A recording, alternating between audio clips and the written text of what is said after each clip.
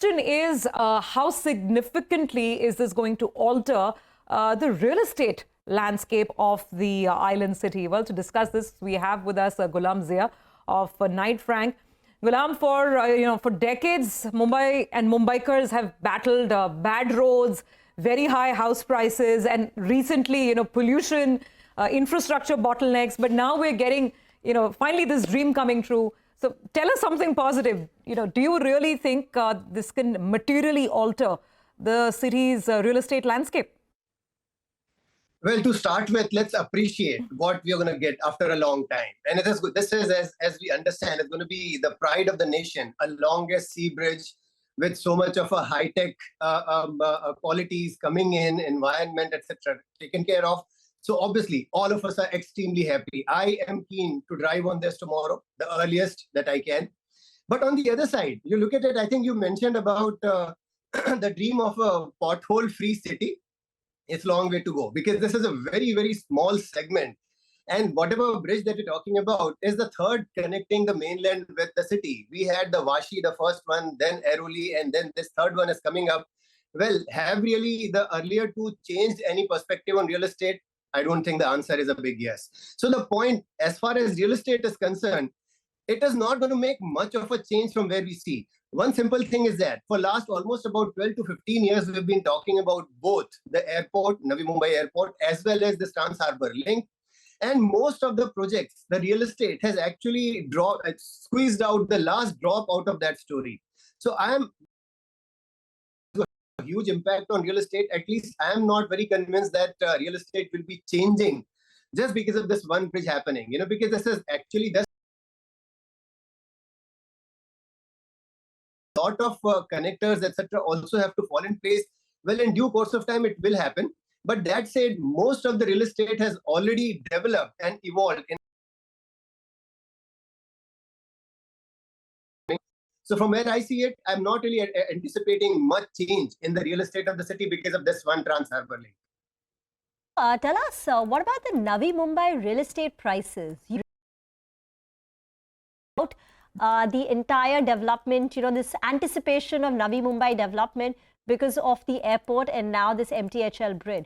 How have Navi Mumbai real estate prices moved in the last 10 years?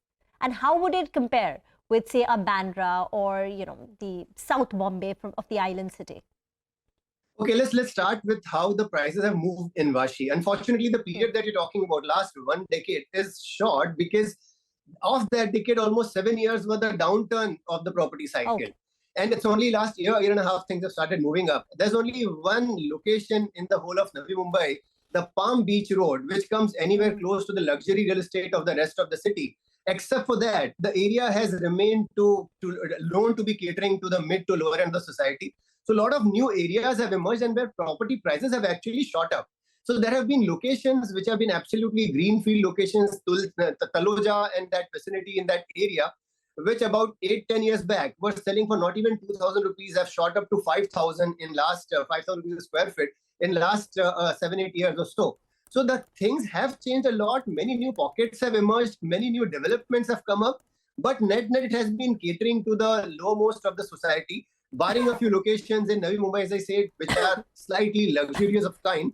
But that said, the problem has remained. The public mode of transport has been not focused upon. It's been neglected in that area.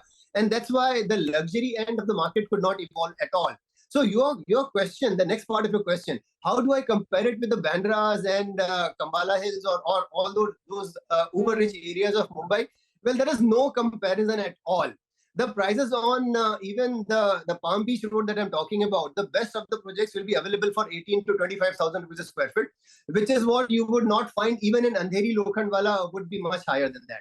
So the net position in Navi Mumbai, you still have a long way to go. And that's where I am very hopeful that with this new bridge coming up, many of the upper crust of the society would love to travel on the other side.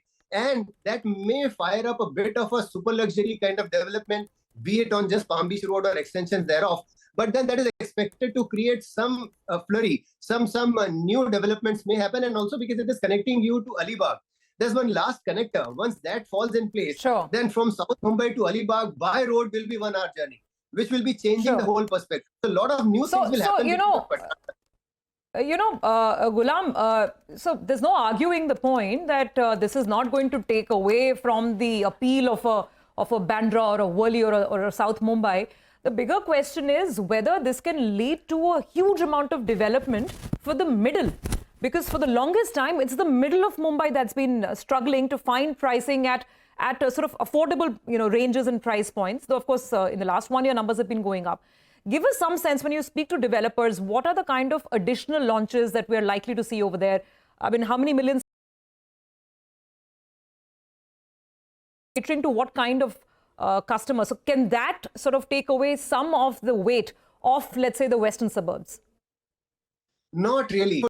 Two reasons. First of all, the new launches have been fairly muted in the Navi Mumbai region.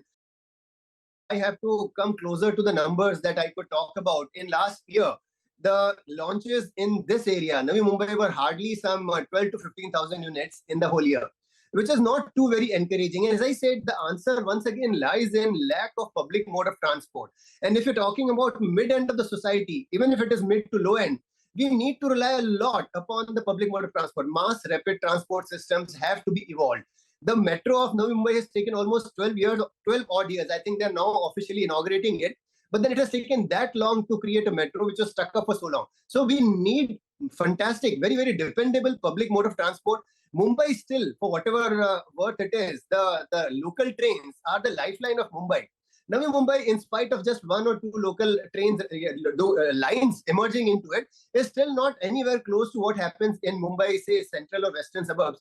Nothing of that sort has been created in Navi Mumbai. So what is seriously lacking for any kind of real estate to evolve is a very, very dependable kind of mass rapid transport system, which still is nowhere in sight. Oh, okay. All right. All right. Fair point. That's a sobering thought. And important to keep that perspective in mind. Gulam, thank you very much for joining in today and giving us some context to what is a historic infrastructure launch for the city of Mumbai.